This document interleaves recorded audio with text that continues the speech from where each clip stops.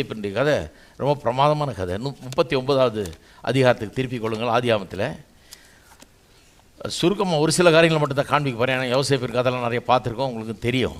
ஆனால் இந்த வேலையை எப்படி பாதிக்கிறது, ஆசீர்வாதம் ஒரு மனுஷன்ட்டு இருந்ததுன்னா அது வேலையை எப்படி பாதிக்கிறதுங்கிறத உங்களுக்கு நான் காண்பிக்க விரும்புகிறேன். யோசேப்புடைய கதை தெரியும் இல்லையா உங்களுக்கு? எல்லா சகோதரர்களுக்கும் மேலே ஒரு ரூபா பொறாமை. ஏன்னா கடவுளுடைய கண்ணு அவன் மேலே இருக்குது. இவன் மூலமாக தான் இந்த ஆபிரகாமின் சந்ததி வழங்க போகிறது. முதல்ல பாருங்கள், ஆபிரகாமில் ஆரம்பிக்கிறார் கர்த்தர். அப்புறம் இஸ்மேலில் ஈசாக்கின் மூலமாக தான் விளங்குது சந்ததி.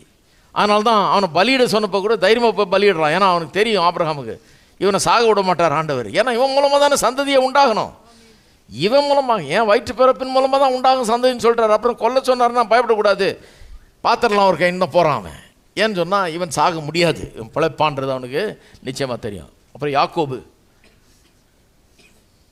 யாக்கோபுக்கு சகோதரன் தான் ஈசான்னு, அவன் மூத்தவன். அவன் மூலமாக சந்ததி இல்லை, யாக்கோபு தான் அந்த சந்ததி. ஆபிரகாம், ஈசாக்கு, யாக்கோபு தான் வருது. அப்புறம் யாக்கோபுக்கு இந்த 12 பேர் இதில் இவன் யோசேப்பு, இவனை தான் கர்த்தர் தெரிந்து கொண்டிருக்கிறார். இவன் மூலமாக தான் அந்த சந்ததி விளங்க போகிறது. அதனால் கர்த்தர் அவனுக்கு தரிசனத்தெல்லாம் கொடுத்து, ஏன்னா இந்த சந்ததி இவன் மூலமாக தான் விளங்க போகுது, இவர்கள் தான் இந்த சந்ததி, இது மூலமாக தான் இயேசு வரப்போகிறார், இயேசுவின் மூலமாக எல்லா சந்ததியும் ஆசீர்வதிக்கப்பட போகிறது, இப்படி தான் வரப்போகுது. அதனால் இவனை ரெடி பண்ணுறாரு. அதுக்காக அந்த காலத்தில் பைபிள் இல்லை, ஒன்றும் இல்லை, நிறைய சொப்பனத்தை கொடுத்தார் ஆண்டவர். இவன் சொப்பனமாக கண்டு தள்ளுறான். தன்னுடைய சகோதரெல்லாம் தனக்கு முன்னால் வந்து வணங்கி நிற்கிற மாதிரி ஒரு சொப்பனம் சொன்னால் சும்மா இருப்பாங்களா அவங்க? இப்போ இன்னொரு சொப்பனம் கண்டா அவங்க அப்பா அம்மா எல்லா சகோதரர்களும் எல்லோரும் வந்து தலை வணங்கி நிற்கிற மாதிரி இருக்குது. அவங்க அப்பாவே கோச்சிக்கிட்டாரு, என்ன நினச்சிட்டு இருக்கிறேன் நீன்னு. ஆனால் அப்புறம் போய் யோசிக்கிறாரு, ஒரு வேளை இவன் கண்டதில் ஏதோ விஷயம் இருக்குது, கடவுள் ரொம்ப காமிக்கிறாரு விஷயம் நடக்க போகிறது அப்படின்னு. இதெல்லாம் வச்சு சகோதரர்களுக்கு பொறாமல் இவனை எப்படியா கொன்று போட்டுருன்னு நினைக்கிறாங்க. ஒரு வாய்ப்பு கிடைக்குது. கடைசி நேரத்தில் கொல்லாமல் ஒரு குழியில் போடுறாங்க. அப்புறம் இன்னும் கடைசி நேரத்தில் அந்த வழியாக பயணம் போகிற சில வியாபாரிகள்கிட்ட விட்டு போடுறாங்க. அவனை அவங்க கொண்டு போய் ஒரு எகிப்தியன் வீட்டில் விட்டு போயிடுறாங்க, ஒரு பெரிய எகிப்திய அதிகாரி வீட்டில். அவன் வீட்டில் அடிமையாக இருக்கிறாங்க. 17 வயசு வாலிபன். நீங்கள் நிறைய வாலிபர்கள் இருக்கீங்க சொல்கிறேன். 17 வயசுங்க.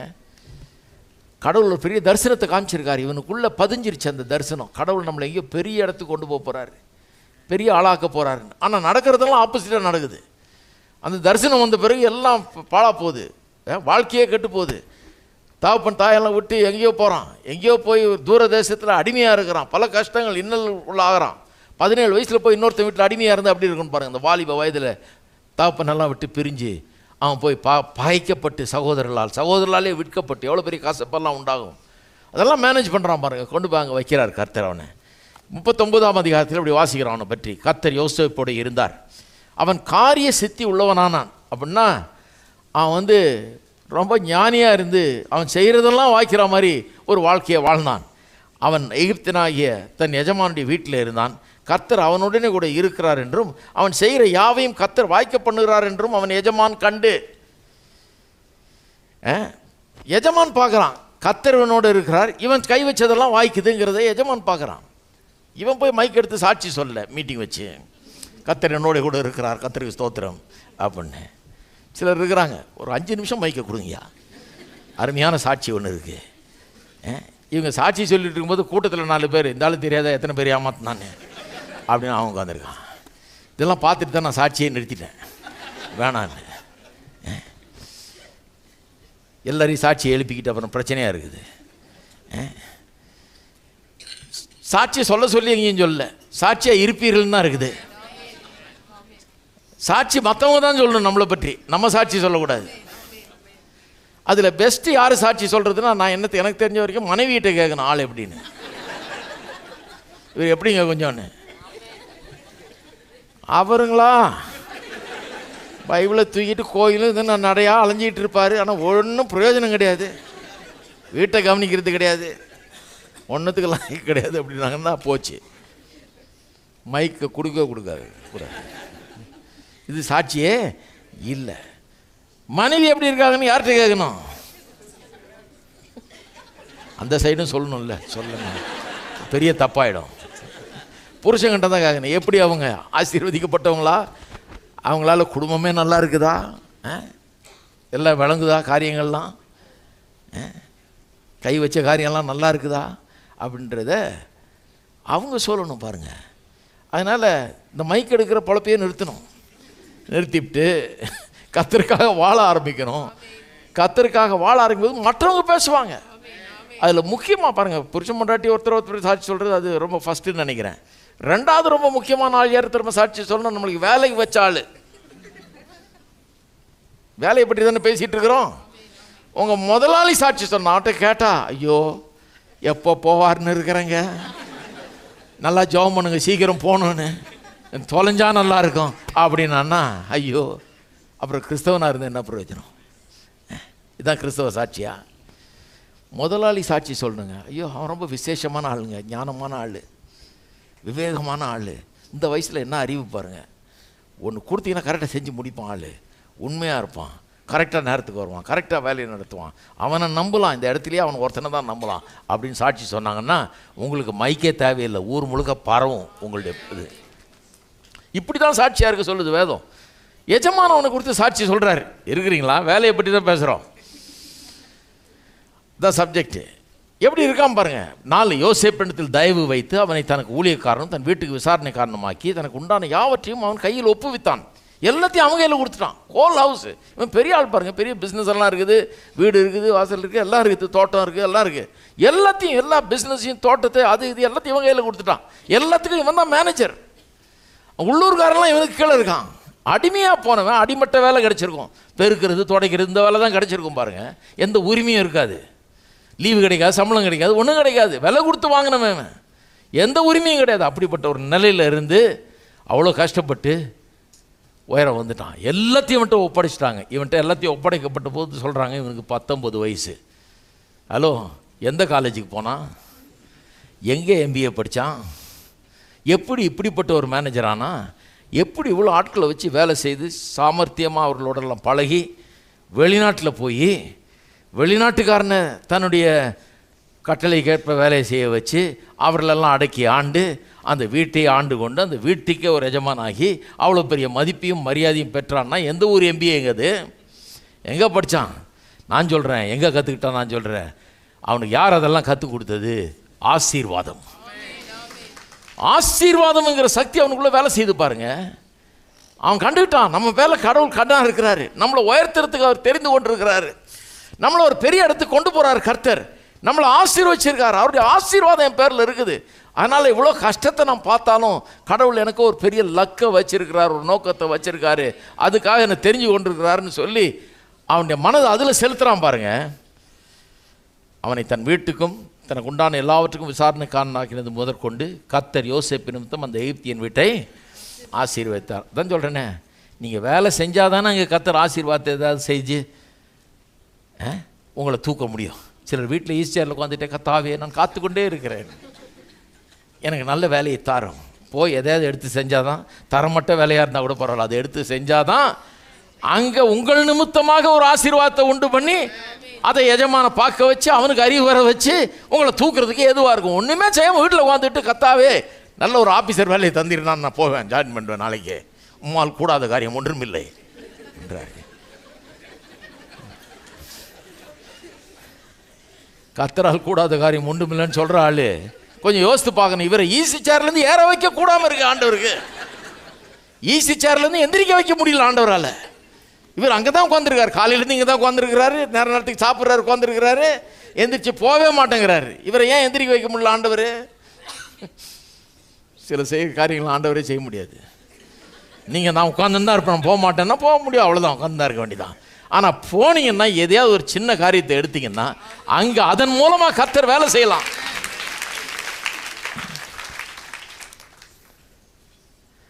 வீட்டிலும் வெளியிலும் அவனுக்கு உண்டானவைகள் எல்லாவற்றிலும் கர்த்தருடைய ஆசீர்வாதம் இருந்தது. எல்லாத்திலையும் ஆசீர்வாதம்.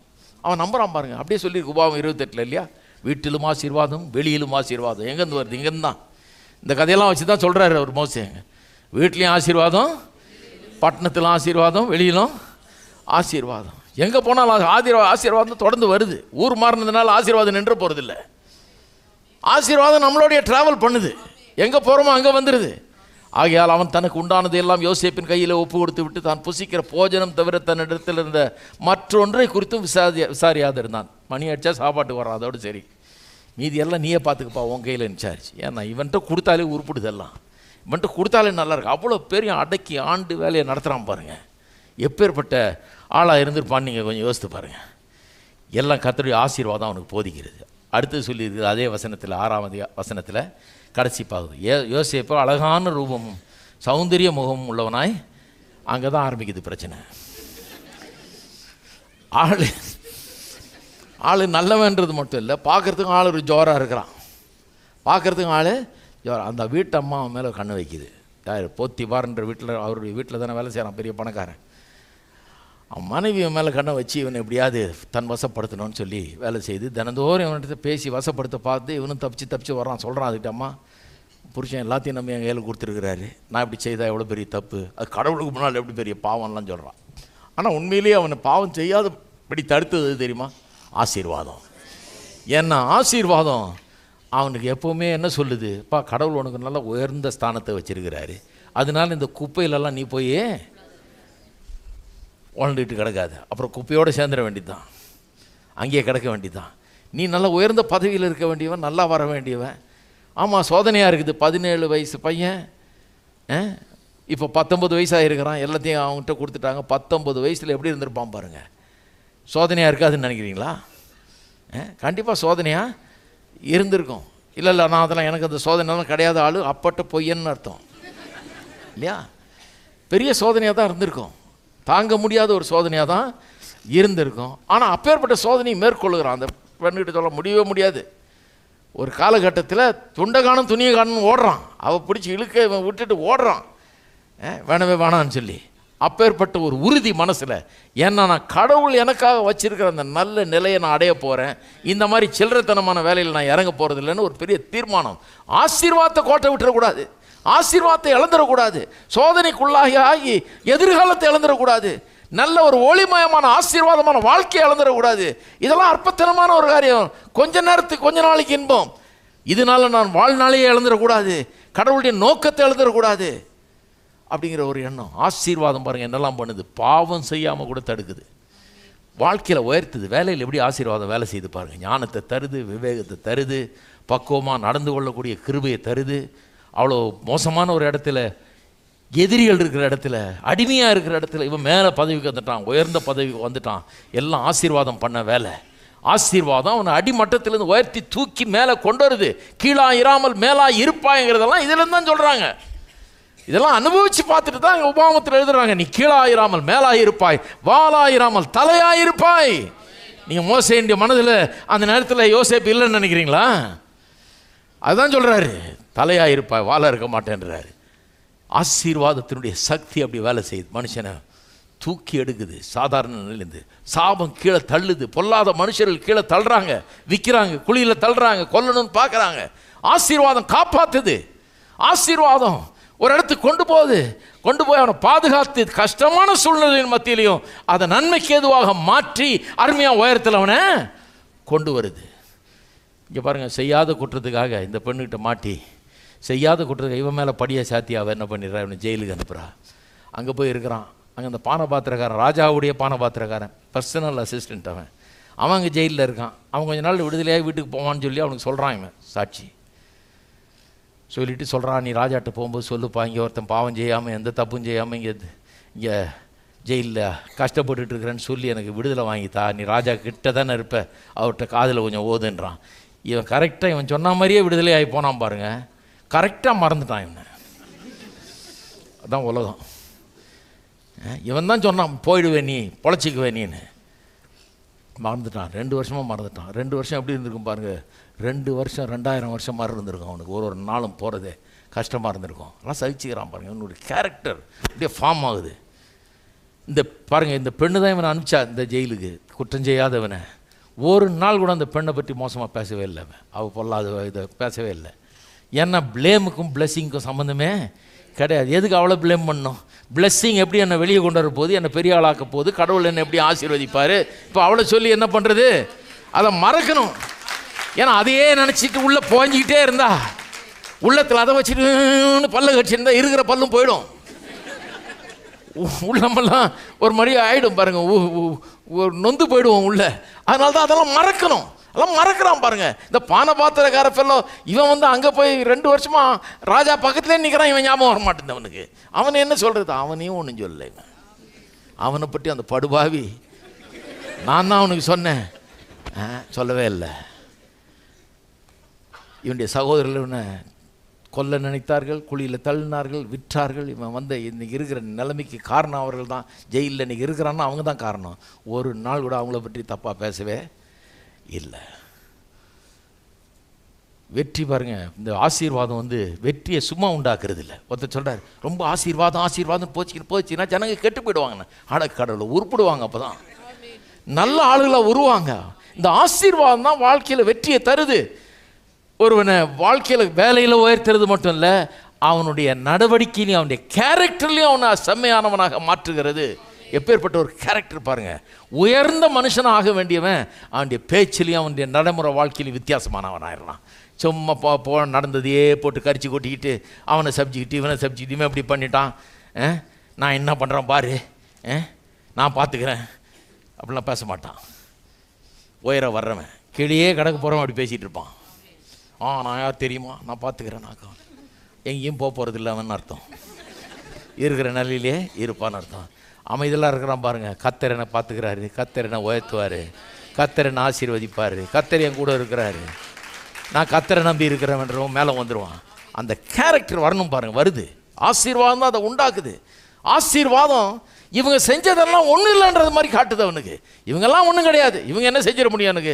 ஆசீர்வாதம் இவங்களுடைய வல்லமையெல்லாம் காட்டிலும் பெரிய வல்லமை, என்னை தூக்கி அது மேலாக்கும், கீழே இருக்க விடாதுன்றதை நம்புகிறான் அவன். அவனை ஒரு ஜெயிக்கிறவனாக மாற்றுகிறது ஆசீர்வாதம். அவனுடைய வயசை காட்டிலும் அவனுடைய வயசுக்கேற்ற ஞானம் இல்லை, வயசுக்கு மிதமிஞ்சிய ஞானம் அவனுக்கு. பார்வோன்ட்டு போய் கடைசியில் அவன் நாட்டுக்கே பார்வோனுக்கு அடுத்தபடியாக இவன் தான்ன்ற நிலைக்கு வந்துடுறான் பாருங்கள். இவன் சொல்லாமல் ஒருத்தனும் ஒரு விரலை கூட அசைக்க முடியாதுன்ட்டார் பார்வோன். அந்த மாதிரி பவர், சூப்பர் பவரில் இவன் பெரிய பவர். அவ்வளோ பெரிய பவர் வந்துருச்சு. ஆனால் யோசித்து பாருங்கள், 30 வயசு தான் மனுஷனுக்கு. 30 வயசு தான். 30 வயசில் அந்த தேசம் முழுவதும் சுற்றி போய் பார்க்குறான். 7 வருஷம் நல்ல காலம் வரப்போகுது, அதுக்கு மேலே பஞ்சம் வரப்போகுது. பஞ்சத்துக்கு ரெடி பண்ணணும். இப்போது பஞ்சத்துலேருந்து காப்பாற்றுற வேலை தான் இவனுக்கு பெரிய ப்ராஜெக்டை கொடுத்துருக்குறாங்க. பஞ்சத்தை உண்டாக்குறதுக்கு நிறைய பேர் தாளந்து உள்ளவர்களாக இருக்கிறாங்க. நல்லா இருக்கிறத எடுத்து பஞ்சத்தை ஆக்கிடுறவங்க. இவன் வந்து பஞ்சத்திலேருந்து காப்பாற்றுறதுக்குன்னு அழைக்கப்பட்டவன். அதுக்கு என்ன போய் நியமிச்சிருக்கிறாரு. அந்த தேசத்திலே ஒன்றை மாதிரி ஆள் இல்லைன்றார். அந்த அளவுக்கு அதான் ஆசீர்வாதம். தானியேல் அப்படி தான் சொன்னாங்க. அந்த தேசத்திலே இந்த தேசத்தில் இருக்கிற ஞானிகள்லாம் ஒருத்தனும் பதில் சொல்ல முடியாதுக்கு இவன் பதில் சொல்கிறான். இவனை மாதிரி ஒரு ஆளே கிடையாது. எத்தனை பேர் நினைக்கிறீங்க அந்த மாதிரி நம்ம வர முடியும்னு? அப்பேற்பட்ட ஒரு நிலைக்கு அந்த ஆசீர்வாதம் அவனை கொண்டு வருது பாருங்க. தேசம் முழுக்க பயணம் போடுறான். பயணம் போய் சுற்றி பார்க்குறான், சர்வே பண்ணுறான். என்ன பண்ணணும், அக்ரிகல்ச்சரை படிக்கிறான், ஸ்டோரேஜ் பண்ணுற சிஸ்டம்மை படிக்கிறான். எப்படி தானியங்களை சேகரிக்கிறது, எப்படி பத்திரமா வைக்கிறது, எப்படி பூச்சி தின்னாமல் பார்த்துக்கிறது, எப்படி இதை ஆர்கனைஸ் பண்ணுறது, எந்த ஏரியாவுக்கு எப்படி சப்ளை பண்ணுறது, நல்லா விளையிற காலத்தில் எப்படி எல்லார்ட்டேருந்து கரெக்டாக கலெக்ட் பண்ணுறது. 20% விளைஞ்சது மீதியை 20% கலெக்ட் பண்ணி சேர்த்து வைக்கணுமே வரப்போகிற 7 வருஷத்துக்கு, அதை எப்படி சேர்த்து வைக்கிறது, எல்லாத்தையும் ஆர்கனைஸ் பண்ணுற ட்ரெமெண்டஸ் ஆர்கனைசிங் கெப்பாசிட்டி. 30 வயசுக்குள்ளே அவ்வளோ படிக்கிறான் பாருங்கள், அவ்வளோ தெரிஞ்சுக்கிறான் விஷயத்தை. எல்லாத்தையும் ஆராய்ஞ்சு அறிஞ்சு எல்லாம் புரிஞ்சுக்கிறான். சும்மா ஒன்றும் நடக்கலைங்க, எல்லாத்தையும் புரிஞ்சுக்கிறான். ஒரு அபார ஆற்றலை கற்றுத்தர்றாரு அவனுக்கு. எல்லாத்தையும் ஆராய, படிக்க, தெரிந்து கொள்ள அறிவுள்ளவனாக இருக்க, விவேகம் உள்ளவனாக இருக்க. பல்லாயிரக்கணக்கான பேரை தன் கீழே வச்சு ஆர்டர் கொடுத்து கரெக்டாக கேரி அவுட் பண்ணி, ஒருத்தனும் பஞ்சத்தில் சாகாதபடிக்கு தானியத்தெல்லாம் கரெக்டாக சேர்த்து வச்சு கரெக்டாக ஸ்டோர் பண்ணி, நாளைக்கு பூச்சி தின்னடிச்சு வெள்ளம் வந்து அடிச்சு இதெல்லாம் கதெல்லாம் பேச முடியாதுங்க.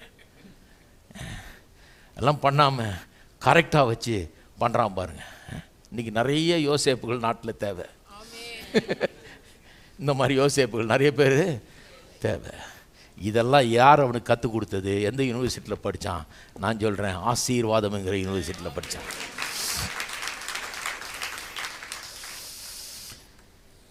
ஆசீர்வாதம் இதெல்லாம் பண்ணுது. நல்லா பாருங்கள், ஒரு ஆசீர்வாதம் ஒரு மனுஷனுடைய வாழ்க்கையில் இருந்து அவனுக்கு அந்த ஆசீர்வாதத்தை பற்றி அறிவு இருந்ததுன்னா பாவம் செய்ய மாட்டேங்கிறான், எல்லாத்தையும் குயிக்காக கற்றுக்கிறான், எல்லாத்தையும் புரிஞ்சுக்கிறான், வளர்றான், வேகமாக வளர்றான், பெரிய ஆளாகிறான். ஆசீர்வாதம் இதெல்லாம் பண்ணுது. இது நடந்துகிட்டு இருக்கும்போது ஆசீர்வாதத்தை பெற்று ஆசீர்வாதத்தில் வாழ்ந்த ஆள் ஆசீர்வாதத்தை கோட்டை விடுறாரு. அவர் யாருன்னா இவங்க அப்பா யாக்கோபு. அவருக்கு அதை உங்களுக்கு தெரியும். அவர் ஒரு காலத்தில் ஆசீர்வாதத்தினால பெரிய நம்பிக்கை. எந்த அளவுக்கு நம்பிக்கைனா, திருடியாவது இந்த ஆசீர்வாதத்தை வாங்கிடணுன்ற அளவுக்கு நம்பிக்கை. இந்த ஆசீர்வாதம் இருந்தால் பொழைச்சிக்கலாம் அப்படிங்கிற அளவுக்கு திருடி வாங்குற அளவுக்கு போயிட்டார். போயிட்டு கடைசியில் வீட்டை விட்டு ஓடி அப்புறம் கொஞ்சம் மனம் திரும்பி வழியில், ஆண்டவரே நான் 10ல் 1 பங்கு உங்களுக்கு தந்துடுறேன், நான் என்னை நல்லா சம்பாதிக்க வச்சு என்னை நல்லா ஆக்கி என்னை பிழைக்க வச்சு என்னை திரும்ப பத்திரமா கொண்டு போய் சேர்த்தி நான் தகப்பன் வீட்டில் நான் எப்போவுமே 10ல் 1 பங்கு உங்களுக்கு தந்துமா கனப்படுத்துவேன்னு சொல்லி அப்படிலாம் ஒரு ஜபம்லாம் பண்ணுறான். பண்ணி கொஞ்சம் கத்துற இடத்துல ஒப்புரவு ஆகிறான். அவன் போய் அங்கே சேர்றான். மாமனார் பொல்லாதவன் பாருங்கள், இவனை விட பெரிய ஏமாத்து பேர் வழியவன். 21 வருஷமாக அவனை வேலை செய்ய வச்சு எல்லாம் பண்ணி அவனுடைய வாழ்க்கையை ஒரு வழியாக்கி கடைசியில் புழிஞ்சு எடுத்து இவனை வெறுங்கையினா அனுப்பணும்னு பார்க்குறான். கர்த்தர் அற்புதமாக இவனுடைய மந்தையை வளர செய்து பெருக செய்து திரும்பி வரும்போது 2 பரிவாரங்களோடு திரும்பி வர்றான். கதையை சொல்கிறதுக்கு நேரம் இல்லை.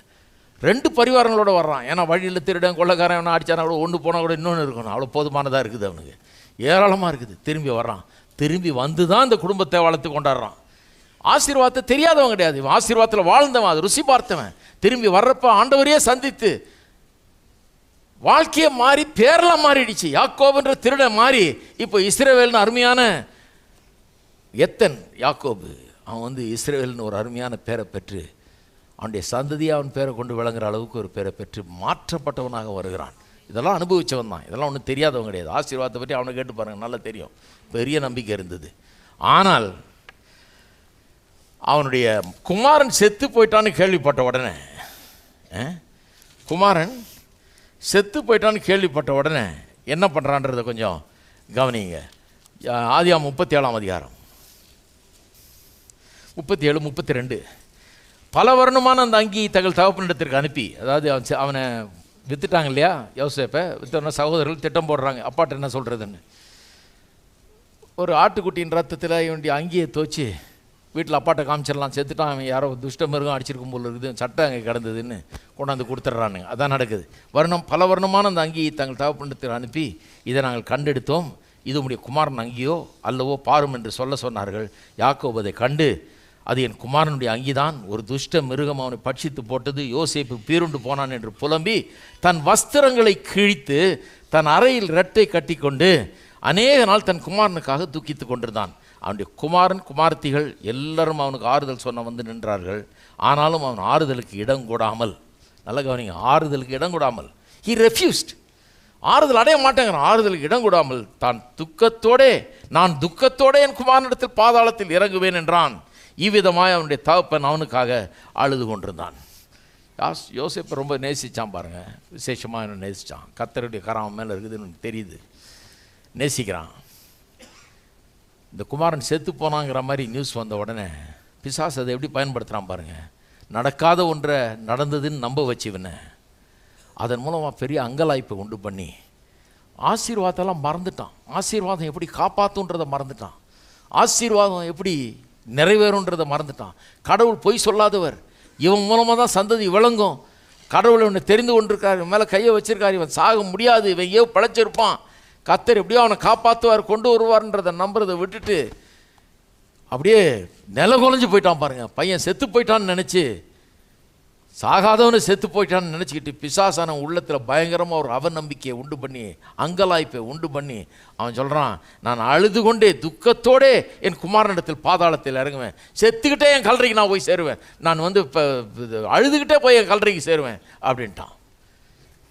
நான் நிறைய ஆளுங்க சொல்கிறது கேட்டிருக்கேன், அந்த மாதிரி நான் அழுதுகிட்டே சாக போகிறேன் கடைசி வரைக்கும், நான் ஆறுதல் அடையவே மாட்டேன், எனக்கு ஆறுதல் வரவே வராது, வேண்டாம் எனக்கு ஆறுதல், நான் என் வாழ்நாள் முழுக்க அழுதுகிட்டே நான் கல்லறைக்கு போகிறேன். சொல்லவே கூடாது தெரியுமா யாரும். உங்கள் பிரச்சனைகளெல்லாம் காட்டிலும் கடவுள் பெரியவராக இருக்கிறார். எல்லா பிரச்சனையிலிருந்து உங்களை மீட்டு உங்களை வாழ்க்கையை மாற்றக்கூடிய வல்லவராயும் நல்லவராயும் இருக்கிறார். பிரச்சனைகள் வாழ்நாளில் பல காரணங்களால் வருகிறது, நடக்கிறது, காரியங்கள் நடக்கிறது பொல்லாத உலகத்தில். ஆனால் கர்த்தர் நல்லவராக தான் இருக்கிறார். தீமையான காரியங்கள் கூட நன்மையாக மாற்றி தர்றவர். இவனுக்கு வராத பிரச்சனையாக யோசேப்புக்கு. அவன் நினச்சிருப்பான், கடவுள் எங்கே, எனக்கு தரிசனம் கொடுத்த ஆண்டவர் எங்கே, இப்படிலாம் காட்டிட்டு கடைசியில் இங்கே வந்து கிடக்கிறேனே அப்படின்னு யோசிச்சிருப்பான். கர்த்தர் அற்புதமான திட்டத்தை வச்சிருக்கிறார். பாடுகள் கொஞ்ச நாள் தான், ஆனால் வாழ்நாள் முழுவதும் நித்தியத்துக்கு உண்டாகிறது. அப்போ நம்பிக்கை இழக்கூடாது பாருங்க. ஆசீர்வாதத்தின் மேலே கண்ணை எடுத்துடக்கூடாது. ஆசீர்வாதத்தை நம்பணும், ஆசீர்வாதத்தை விசுவாசிக்கணும். கிறிஸ்தவ வாழ்க்கை அப்படின்னா ஆசீர்வாதத்தை, கடவுளுடைய எல்லா ஆசீர்வாதத்தையுமே விசுவாசத்தை தான் பெற்றுக்கொள்ள முடியும். விசுவாசிக்கலைன்னா கடவுளை ஏற்படுத்தி தங்க தாம்பாளத்தில் கொண்டு வந்து கொடுத்தாலும் நீங்கள் அதை அனுபவிக்க முடியாது. நீங்கள் விசுவாசித்தால் தான் அதை அனுபவிக்க முடியும். ஆசீர்வாதத்தெல்லாம் அனுபவித்து பார்த்தவன் அங்கே ஒரு நிமிஷம் தன்னையை இழந்துடுறான். கர்த்தருடைய ஆசீர்வாதத்தை நம்ப மறுக்கிறான். போச்சு, தொலைஞ்சேன், அவ்வளோதான் அப்படின்னு தீர்மானித்து புலம்பிக்கிட்டே கிடக்கிறான், அழுதுகிட்டே கிடக்கிறான். ஆசீர்வாதத்தை கோட்டை விட்டான் பாருங்க. ஆசீர்வாதத்தை முற்றிலுமாக கோட்டை விட்டுட்டான். இப்போ அந்த ஆசீர்வாதத்தில் வாழ முடியல அவனுக்கு. ஆசீர்வாதத்தில் வாழ்ந்தா எப்படி இருக்கலாம்? பலுகலாம், பெருகலாம், நிரப்பலாம், கீழ்ப்படுத்தலாம், ஆண்டு கொள்ளலாம். எந்த நம்பிக்கை இல்லாத சூழ்நிலையில் இருளில் கொண்டு போய் விட்டாலும் வெளிச்சம் உண்டாக கிடவுதுன்னு பேசலாம். வெளிச்சம் அங்கே உண்டாகட்டும். கடவுளை போல இருக்கலாம். ஒன்று விளையாத இடத்துல விளைய வைக்கலாம். ஈசாக்கு போல இவங்க அப்பன் பண்ணாம பாருங்க. ஈசாக்கு விளையாத ஒரு ஊரில் போயிட்டு அங்கே அவன் வெட்டின இடத்துலலாம் தண்ணி வருது, விளையுது, ஆசீர்வாதம். இப்போ யாக்கோபு அப்படி போக முடியாது. இருட்டில் போய் வெளிச்சத்தை வர வைக்க முடியாது. நம்பிக்கையற்ற சூழ்நிலை நம்பிக்கையை உண்டாக்க முடியாது. தோல்வியை வெற்றியை மாற்ற முடியல. ஏன்? இந்த ஆசீர்வாதத்தில் வாழலவன். ஆசீர்வாதத்தில் மேலே இருக்கிற விசுவாசத்தை விட்டுட்டான், அதை கைவிட்டுட்டான். அதை கைவிட்ட பிறகு எதிர்காலம் கிடையாது. நிறைய பேருடைய நிலைமை இன்னைக்கு அப்படி தான் இருக்குது பாருங்க. ஆசீர்வாதத்து மேலே விசுவாசம் இல்லை, அதை விட்ட பிறகு அப்புறம் என்ன எதிர்காலம் இருக்குது? ஒன்றும் கிடையாது. ஆசீர்வாதத்து மேலே நம்பிக்கையாக இருக்கணும், விசுவாசம் உள்ளவர்களாக இருக்கணும். கர்த்தர் தான் சொன்னதை நிறைவேற்றுவார். கடைசியில் பாருங்கள், தெய்வாதீனமாக கர்த்தர் அவனை இங்கே எகிப்துக்கு கொண்டு வர்றார். அங்கே தானியமெல்லாம் இல்லாமல் போய் கானான் தேசத்தில் இவன் எகிப்துக்கு வர்றான். தன்னுடைய குமாரன் இருக்கிற இடத்துக்கே வர்றான். குமாரனை கண்டுபிடிக்கிறான். குமாரன் இடத்துல வந்து சேருகிறான். இங்கே திருப்பம் ஆதியாமம் 47ஆம் அதிகாரம். இவன் வர்றான் பாருங்கள். உங்களுக்கு தெரியும் அந்த கதை. குமாரர்கள்லாம் தானியத்துக்காக எகிப்துக்கு வர்றாங்க. அவங்களுக்கு தெரியல யாக்கோபு இவ்வளோ பெரிய யோசேப்பு இவ்வளோ பெரிய உயரமான ஒரு இடத்துல இருக்கிறான்னு. கடைசியில் அவன் எதுக்கு தான் வந்து நிற்க வேண்டியதாக போச்சு. அப்போ அவன் போய் அவங்க அப்பாவெல்லாம் கூட்டிகிட்டு வாங்கன்றான். கூட்டிகிட்டு வர்றாங்க. யாக்கோபை கூட்டிகிட்டு வந்து இப்போ யாக்கோபை யோசேப்பு பார்வோனுக்கு அறிமுகப்படுத்துகிறான் பாருங்கள். பின்பு யோசேப்பு தன் தகப்பனாகிய யாக்கோபை அழைத்து கொண்டு வந்து அவனை பார்வோனுக்கு முன்பாக நிறுத்தினான். யாக்கோபு அவனை ஆசீர்வதித்தான். பார்வோன் யாக்கோபை நோக்கி, உமக்கு வயது என்ன என்று கேட்டான். அதற்கு யாக்கோபு, நான் பரதேசியாய் சஞ்சரித்த நாட்கள் 130 வருஷம். என் ஆயுச நாட்கள் கொஞ்சமும் சஞ்சலமுள்ளதுமாய் இருக்கிறது. அவைகள் பரதேசிகளாய் சஞ்சரித்த என் பிதாக்களுடைய ஆயுச நாட்களுக்கு வந்து எட்டவில்லை என்று பார்வோனே சொன்னார். வயசு என்னன்னு ராஜா கேட்குறாரு. 130 வயசுன்னு சொல்லிட்டு வாய மூட்டிருக்க வேண்டியதானே. புலம்புற ஆரம்பிச்சாச்சு இல்லை?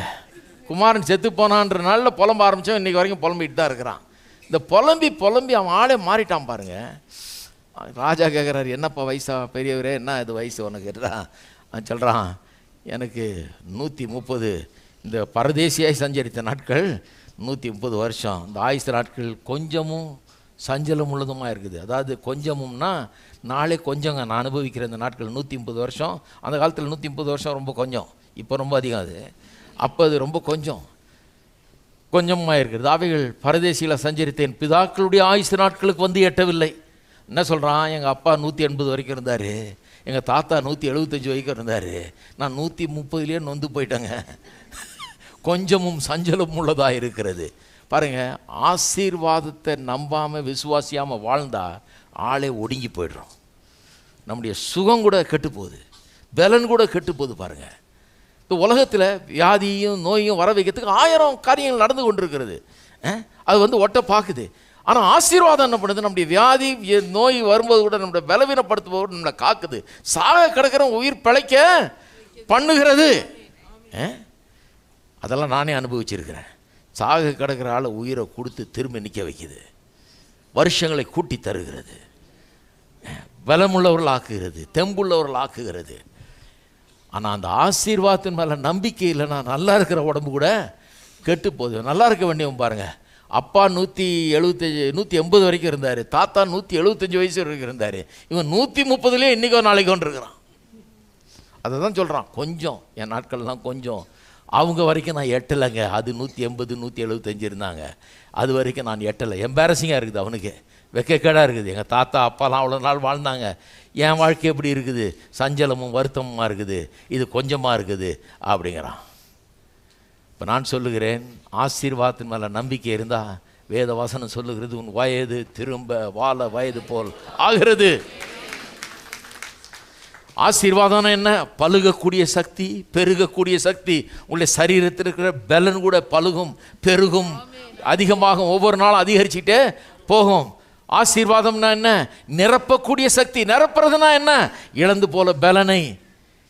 போன பலனை சக்தியை எல்லாத்தையும் திரும்ப நமக்கு ஏற்றுகிற ஒரு சக்தி.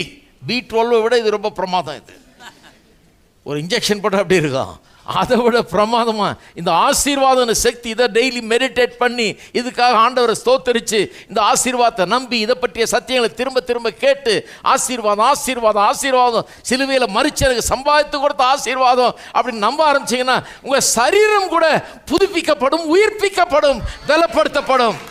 உச்சந்தலையிலிருந்து உள்ளங்கால் வர தேவனுடைய பலன் உங்களுடைய சரீரத்தில் விளங்கும்.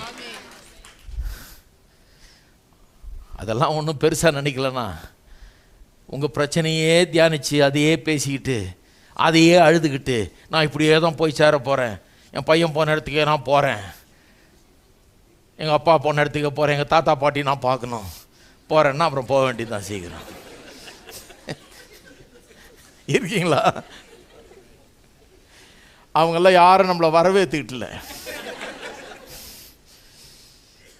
எங்கள் அப்பாவை கேட்டால் என்ன சொல்லுவார்? அங்கேயே இரு மரியாதை என்னவார், மரியாதையா அங்கேயே இருன்னுவார். அதான் நான் நினைக்கிறது. இருக்கீங்களா? எங்கள் அப்பா 88 வரைக்கும் இருந்தார், எங்கள் அம்மா 89 வரைக்கும் இருந்தாங்க. கூட்டி கழித்து பார்த்தா கூட நான் அதை காட்டிலும் கொஞ்சம் தேரணும்.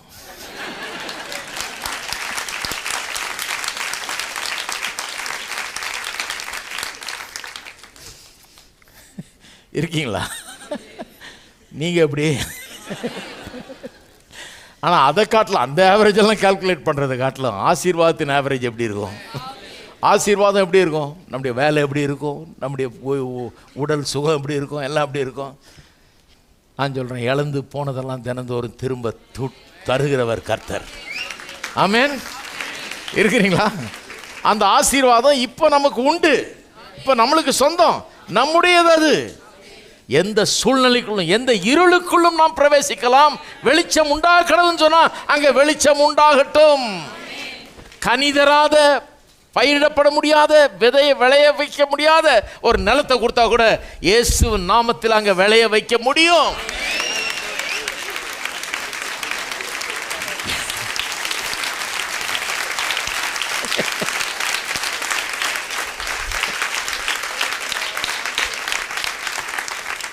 காலி பானையெல்லாம் நிரப்பி காட்ட முடியும். காலியா இருக்க பாக்கெட்டு எல்லாத்தையும் நிரப்பி காட்ட முடியும். வெறுமையாயிருக்கிற வாழ்க்கையை நல்ல அருமையான காரியங்களால் நிரப்ப முடியும்.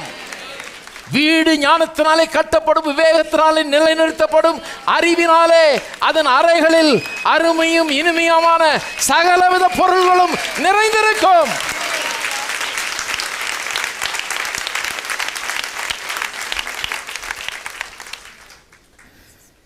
ஆசீர்வாதம் அந்த ஞானத்தை, அறிவை, விவேகத்தை தருது. அந்த ஞானம், அறிவு, விவேகம் வாழ்க்கையை கட்டுறதுக்கு உதவுது, அது நிலைச்சு நிற்க உதவுது, அதை நல்ல காரியங்களால் நிரப்புகிறதுக்கு உதவுது. எத்தனை பேர் அதை செய்ய போறீங்க?